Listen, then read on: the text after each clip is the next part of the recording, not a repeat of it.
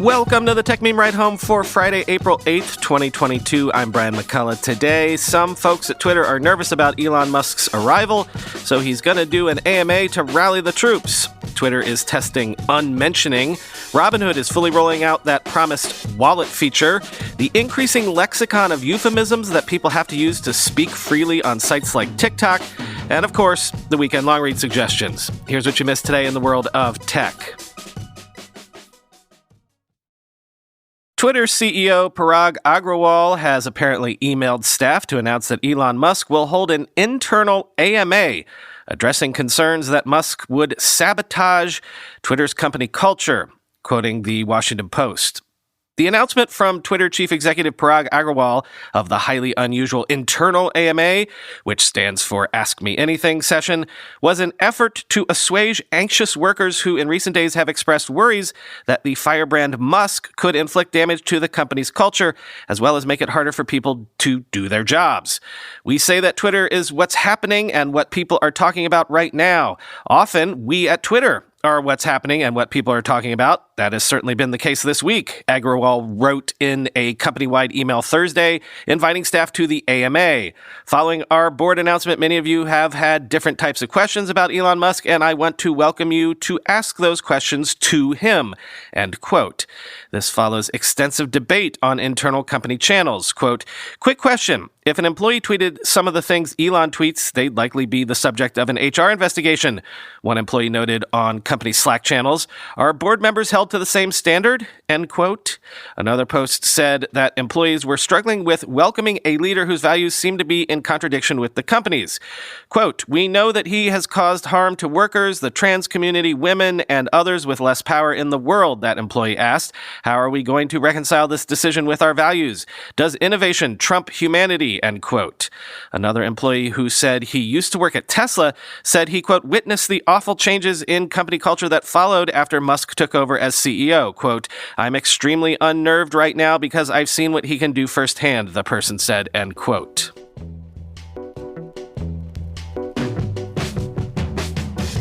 Meanwhile, Twitter seems to be testing unmentioning as a new feature with some users on the web, letting users select the option to leave this conversation on a tweet to avoid notifications, quoting Engadget. Unmentioning is available for some people today, Twitter says. It's not clear if or when the feature might be widely available or when it might reach mobile apps. In its current form, the text for the mention remains. It just doesn't send an alert.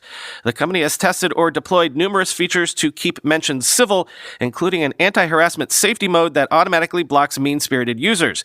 This, however, might be one of the most practical. Twitter users often deal with unwanted mentions from friends, spammers, and others. This gives you more control over your participation and lets you focus on the chats you care about, end quote.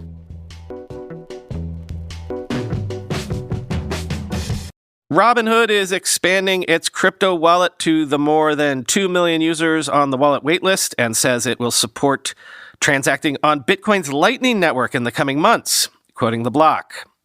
The rollout for crypto wallets began in September to a select group of users, as reported at the time, and in December, the company inked a deal with blockchain analytics firm Chainalysis to prepare for the offering's wider rollout. Robinhood said in a press statement that it has now granted wallet transfer capabilities, quote, to every eligible person on the 2 million plus When Wallets waitlist of more than 2 million people, end quote. Access is not available to those based in Hawaii, New York, and Nevada, the firm said. Robinhood also unveiled a pending feature on the horizon in keeping with the theme of its announcement at the Bitcoin-centric conference in Miami. The brokerage app will support the Lightning Network, which is focused on smaller Bitcoin transactions. We will be adding the ability to transact on the Bitcoin Lightning Network and open source layer 2 for Bitcoin transactions in the near future, Robinhood said, adding that more updates on this front could be pending in the coming months. As previously reported, the expanded rollout comes as Robinhood is teeing up more crypto functionalities. The firm posted a decline in crypto transaction-based revenue during the fourth quarter of 2021. Still, during a presentation on Thursday, Twitter's chief product officer remarked that Bitcoin has been this year's top recurring buy on the Robinhood app, end quote. According to Gartner, total global tech spending will rise 4% year over year to $4.4 trillion in 2022. Device spending will reach $824.6 billion, while software spending will rise 9.8% year over year to $674.9 billion, quoting SiliconANGLE. Gartner Distinguished Research Vice President John David Lovelock said 2022 is already proving to be one of the, quote, noisiest years on record for chief information officers, what with inflation, currency fluctuations, and geopolitical disruption adding to the existing supply chain challenges that have persisted since the COVID-19 pandemic began. Yet, contrary to what we saw at the start of 2020, CIOs are accelerating their IT investments as they recognize the importance of flexibility and agility in responding to disruption, Lovelock said. As a result, purchasing and investing preferences will be focused in areas including analytics, cloud computing, seamless customer experiences, and security, end quote. One of the reasons for the increased spending forecast is that technology service providers are raising their prices. Gartner says that reflects a dearth of IT talent that's forcing tech companies to pay more competitive salaries, and those costs are being passed on to buyers. As a result, software spending could rise by 9.8% this year, while IT services spending will grow by 6.8% to $1.3 trillion. Gartner said software spending is also being driven by digital transformation and the growing prominence of enterprise application software, infrastructure software, and managed services. It noted that cloud infrastructure as a service powers virtually every major consumer-focused online offering and mobile app. These trends will account for a significant amount of spending growth. And software spending will likely make up for sluggish growth elsewhere in the industry. Gartner's forecast shows that the hunger for new laptops and tablets that was spurred by the pandemic has finally abated. Devices spending is forecast to rise by only 1.9% this year, end quote.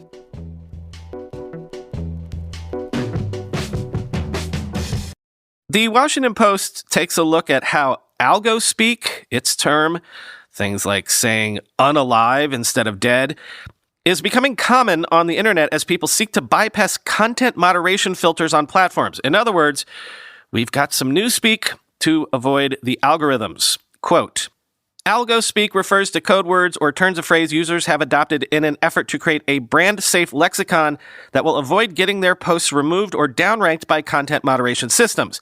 For instance, in many online videos, it's common to say unalive rather than dead, SA instead of sexual assault, or spicy eggplant instead of vibrator. As the pandemic pushed more people to communicate and express themselves online, algorithmic content moderation systems have had an unprecedented impact on the words we choose, particularly on TikTok, and given rise to a new form of internet-driven Aesopian language. Unlike other mainstream social platforms, the primary way content is distributed on TikTok is through an algorithmically curated For You page. Having followers is a secondary metric that doesn't guarantee people will see your content. This shift has led average users to tailor their content primarily toward the algorithm rather than a following, which means abiding by content moderation rules is more crucial than ever. When the pandemic broke out, people on TikTok and other apps began referring to it, the pandemic, as the Backstreet Boys reunion tour, or calling it the Panini or Panda Express, as platforms downranked videos mentioning the pandemic by name in an effort to combat misinformation. When young people began to discuss struggling with mental health, they talked about becoming unalive in order to have frank conversations about suicide without algorithmic punishment. Sex workers who have long been censored by moderation systems refer to themselves on TikTok as accountants and use the corn emoji as a substitute for the word porn. As discussions of major events are filtered through algorithmic content delivery systems, more users are bending their language. Recently, in discussing the invasion of Ukraine, people on YouTube and TikTok have used the sunflower emoji to signify the country. When encouraging fans to follow them elsewhere, users will say blink in Lio instead of link in bio. Because algorithms online will often flag content mentioning certain words devoid of context, some users avoid uttering them altogether simply because they have alternate meanings. You have to say saltines when you're literally talking about crackers now, said Lodane Erisian, a community manager for Twitch creators. Twitch considers the word cracker a slur. Twitch and other platforms have even gone so far as to remove certain emotes because people were using them to communicate certain words. Black and trans users and those from other marginalized communities often use algospeak to discuss the oppression they face, swapping out words for white or racist. Some are too nervous to utter the word white at all and simply hold their palm toward the camera to signify white people, end quote.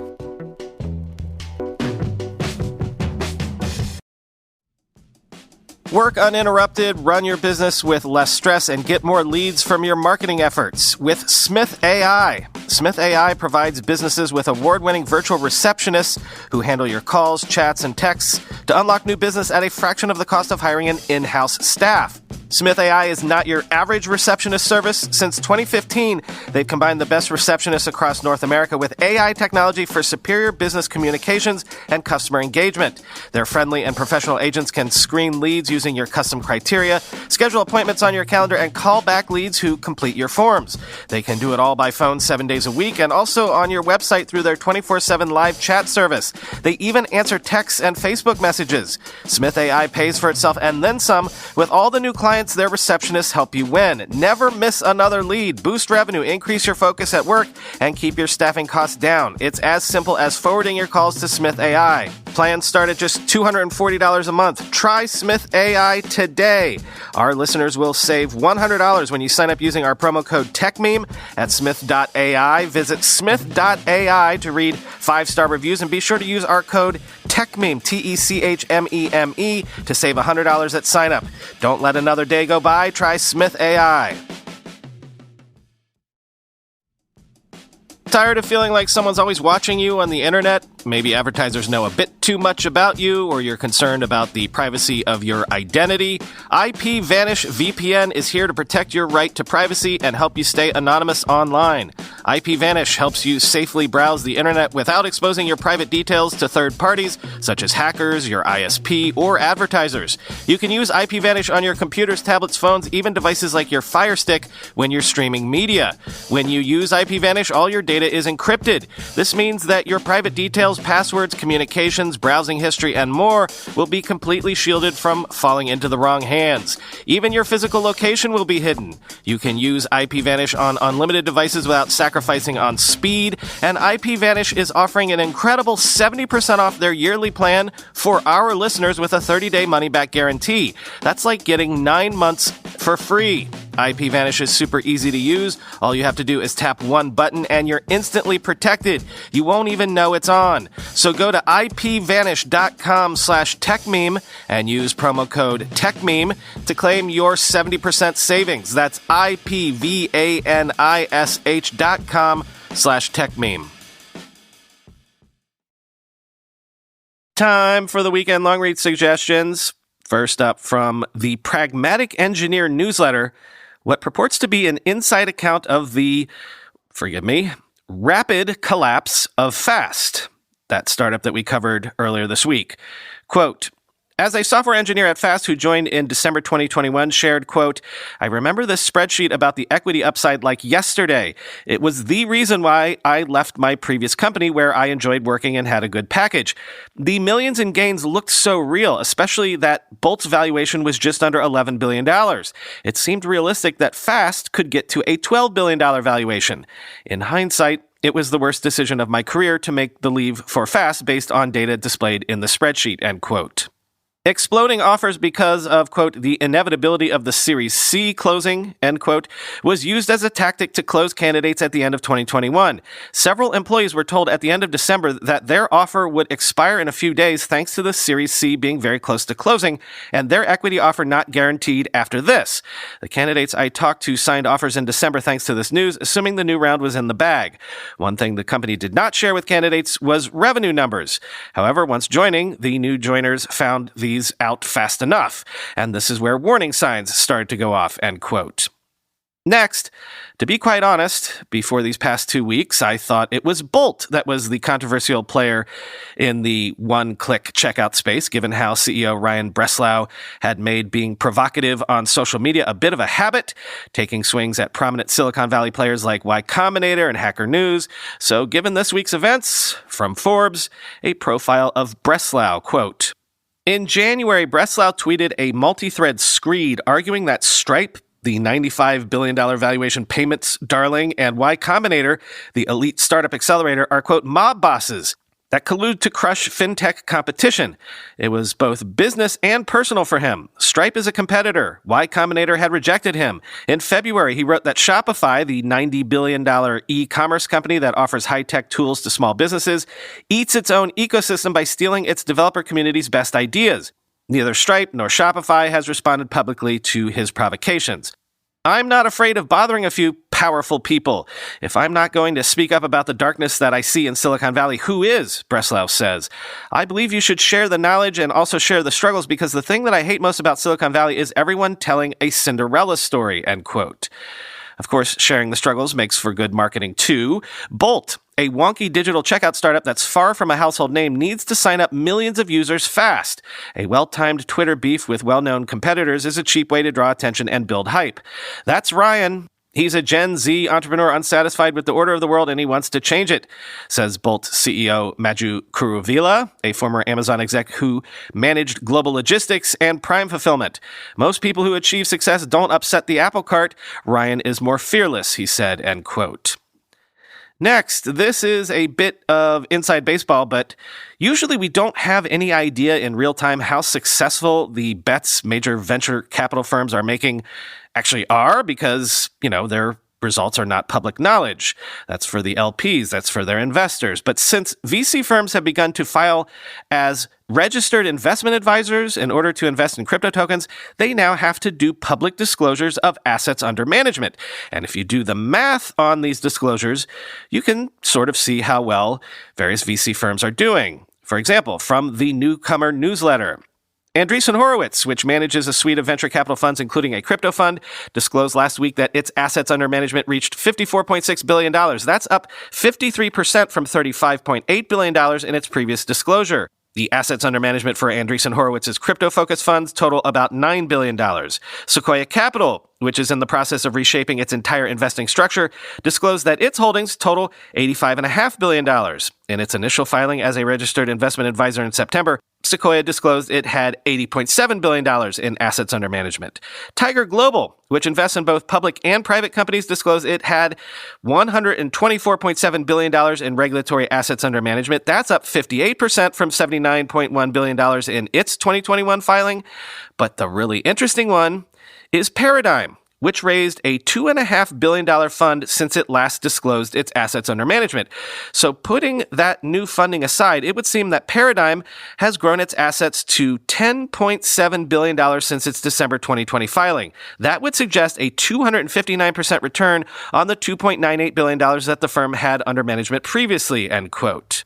Paradigm is an increasingly prominent crypto investor, so turning an investment of, say, $10,000 into $25,900 just since December 2020, and, caveat emptor, that's on paper, that is still, shall we say, impressive. And you wonder why VCs are so hot on crypto at the moment. Then from Motherboard, a look at Axie Infinity, not from the perspective of the big hack we've been talking about, or investors having to back up the Brinks truck to hopefully make that hack whole, or any of that, but just the functional mechanics of Axie Infinity, the game, and the ecosystem. And well, according to this piece, it ain't pretty. Quote, Savage Studios FBG owns over 600 Axies and runs a team of about 200 scholars. The burgeoning YouTuber sees his large returns as a chance for his scholars to earn big with him and rejects the employee framing. I don't portray them as employees. Our agreement on Axie is mutually beneficial. I make money from them using my NFTs, and they make money by playing them, FBG told Motherboard. Philanthropy is something I have never experienced in any way. The message I get from my scholars on how they have used their profit to pay bills, get a washer and dryer, or in some cases new teeth for their grandpa is truly amazing to see, end quote. At its peak, FBG's operation was pulling in $20,000 a month, he said. Whatever managers want to call their scholars, in many cases they're treated a lot like typical workers, though. One U.S. expat who goes by Rafar has spent the last 9 years living in the Philippines and now manages about 15 scholars. He plans on adding 1 or 2 more a month, even as the market for SLP craters, because he's been able to generate enough returns through a strict quota, an onboarding program, and close management of his scholars. Rafar's scholarship program is a comprehensive one. It includes a 1-month trial to maintain a competitive ranking, a daily quota of 75 SLP, an onboarding system complete with Google Doc, guides, playtesting, live feedback, and a community Discord to ask questions and get further help, end quote. And finally, BuzzFeed takes a look at WorldCoin, that Sam Altman-backed crypto startup that gives people free crypto money, but you also have to let them scan your eyeball first for reasons that even after all this time I'm still unclear on. And anyway, According to this piece, things are also, well, quote, Orb operators tried different tactics, hiring DJs and handing out WorldCoin merch, or holding presentations at universities or at the houses of community leaders. One operator asked passersby to guess what the orb was. What do you think this is, a disco ball? The operator would say. An event in rural Indonesia attracted more than 100 people, including parents with kids in tow.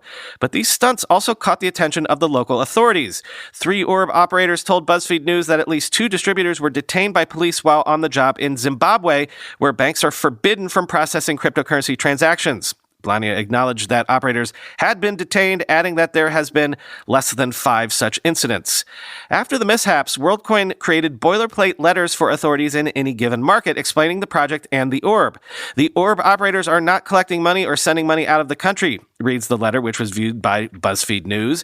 People participating in this social project are not asked for any money in return. Instead, we all benefit when everyone takes part in the WorldCoin project, end quote. Run-ins with authorities aren't the only problems distributors have faced.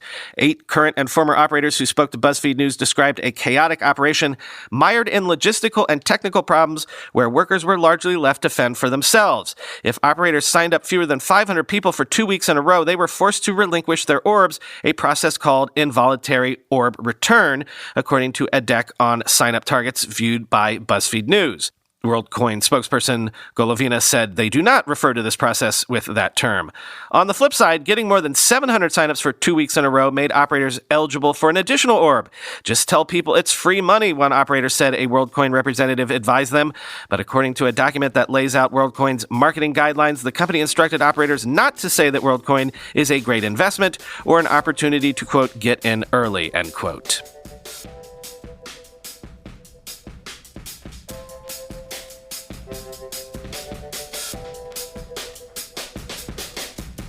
Alrighty then, only one bonus episode this weekend. It's a portfolio profile episode. Want to know what it's like to build a brand new months-old SaaS platform in this year of our Lord 2022? Well, listen to the founder of Margin give you the on-the-ground reality of doing that. And he'd like you to help him refine the product before launch. So enjoy that conversation. Talk to you on Monday.